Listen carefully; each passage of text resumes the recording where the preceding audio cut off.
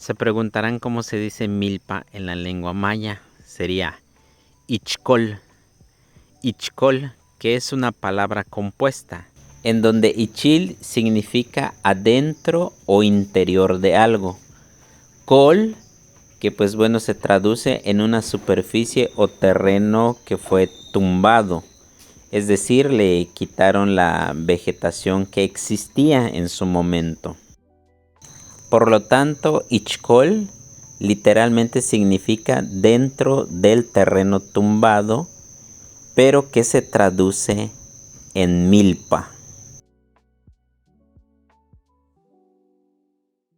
Ichcol, y es como tenemos pues elote, calabaza, en maya, nal, que es elote, y por allá hay otras plantitas. Jamaica, pues bueno, no hay nombre en maya. Buul también, que hay frijol.